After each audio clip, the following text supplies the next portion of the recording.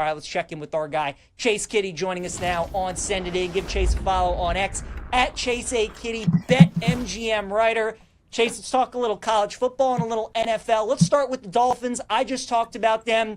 I'm so down on Miami, Chase. I think there is a chance that they could be the worst team in the league this season. Where are you on the Fins? I think mentally, like, we take the handicapping part out of it. I'm in the same place that everybody else is, the same place as you, that it has total bust potential. You could see McDaniel getting fired. You could see them finishing fourth in the AFC. In the AFC East, you could see them like ending up with a top 5 draft pick. So there's all these really bottom tail outcomes that I think you could chase. I get really nervous whenever everybody is saying the same thing and everybody thinks the Dolphins are going to suck. So that's where I pull back a little bit and think, is this too much groupthink? Is there a potential to zag here? I think if you just had the schedule graphic up, I mean, there are a lot of winnable games in there. Even for a team that's sort of average to below average, there's a lot of winnable games. So if you get, if a team that has a lucky outcome, they have some breaks go their way, I think you could see some positive skewed outcomes that are way ahead of where the market is in the general sentiment. So I think the way, this is a betting show. You want to talk about how to bet the Dolphins, I think you attack the tails on the bell curve. You say, hey, actually, I think this team could be a 9 or 10 win lucky team, or I think completely the bottom is going to fall out and they're going to be the worst team in the NFL. I think you go in one of those two directions. The messy middle where everybody thinks, yeah, I think they could be 6-11 and McDaniel gets fired. I just think that's way overrepresented in the market. No, I totally agree with you. I think that's a great way of looking at Miami. What about that division as a whole? Buffalo's a massive favorite, Chase. Unless Josh Allen gets hurt, it's hard to see them not winning that division. But I want your thoughts on the pecking order in the AFC East. New England seems to be that team a lot of people like going into this season, think they're going to take a big jump.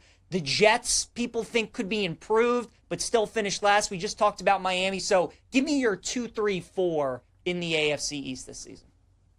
Yeah, I mean, again, I'm kind of where everybody else is. I think you're getting fair prices on the Bills. They're overwhelming favorites for reasons. I think the Patriots are going to see a jump. I like some of the skill guys they took. I like a lot of their draft pieces. I think you're going to see a huge boost in terms of the coaching staff that's there this year. So I'm not ready to say they're going to make the playoffs, but I do think they're going to be really competitive and maybe like a 9-8 kind of team.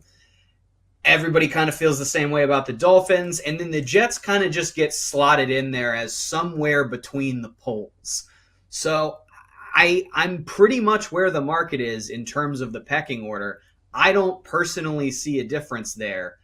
So I don't really know what the betting angle would be other than, doing something different than what everybody else thinks. Maybe people are way overvaluing what the Patriots are going to do. And maybe, maybe you want to say the Dolphins are going to finish second. Maybe you're going to take a stab at an exact divisional finish. But I think generally speaking, my sentiment is what everybody else's sentiment is. And I don't have a lot of interesting stuff to say that hasn't already been said. Totally fair, Chase. Let's talk some college football, baby. We got games on Saturday, week 0, and we got a good one. We got a ranked matchup, Kansas State and Iowa State. We just had Tim Everson on to talk some K-State. Give me your plays that you have in that matchup, if any. K-State favored by 3 and the total 49.5. Anything that you like?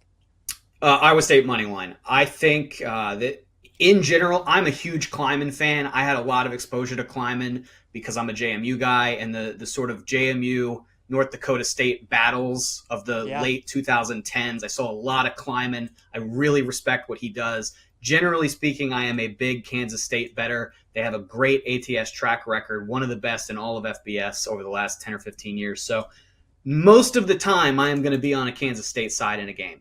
I think it's very hard to ignore what Matt Campbell has done head-to-head against Kansas State in the last 5 years. 5-0 ATS over the last 5 years against that team. I just think the multiplicity that the Cyclones play with, I think there's something there in the play style of what Kleiman does and what Campbell does.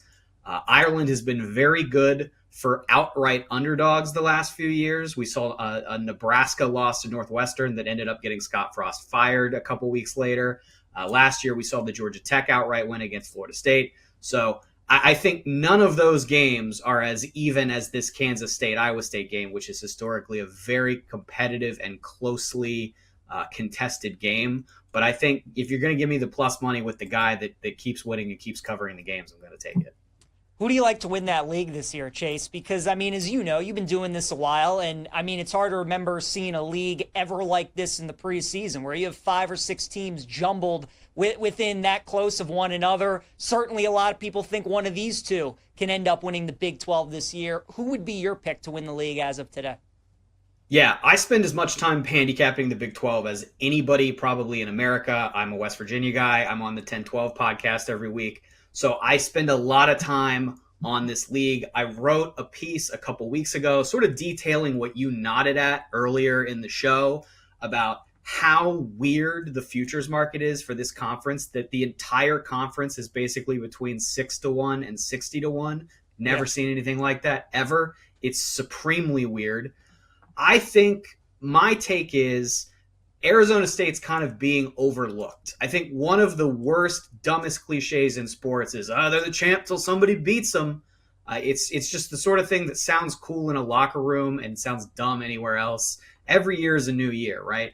In Arizona State's case, it's not that there's some like preternatural quality that they have as a conference champion, but they really didn't lose a lot from last year's team outside of Scadaboo. That offensive line's still really good. Sam Levitt is still good, still young. He has been flying up Heisman boards this summer. Arizona State has been flying up the outright national championship market. I'm not telling you to bet on them, but the odds movement is at least interesting.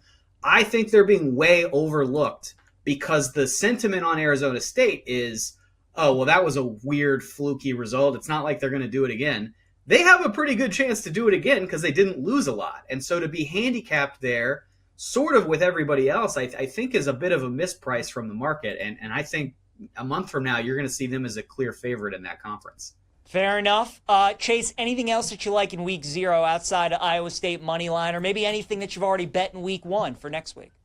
Yeah, I have a ton. I can't say I have any other week 0 action in college football. Week 1, I'll give you a couple. I'll have a lot more on the BetMGM blog, so I would encourage people to go read everything I have. I really like Indiana minus the 22.5 against Old Dominion. I have seen Cignetti pound on bad Sunbelt teams a lot. I think that will happen again. South Carolina, Virginia Tech over 48.5. I like. Georgia is going to utterly destroy Marshall. I don't care that the number is 39.5. I might lay 49.5 if that's where the market was, because this Marshall team is very bad. I got Southern Miss at plus 14.5 back in May. They're now plus 11.5 against Mississippi State. I would still bet it there as long as the price point is a double-digit number. And if you're looking for a little closer to today, I've got 2 tennis plays. I honestly cannot pronounce either of the last names, but they are on my Twitter feed. You can go find them there. One is a plus 125 dog, but I like both of them. There you go. Make sure you go check out Chase's blog, check his Twitter as well for those tennis picks, and go follow the man at Chase A. Kiddy. Joins us every Wednesday here on Send It In. Chase, always appreciate the time, sir. We'll talk again next week. Yep. See you next week, PJ. All right, pal.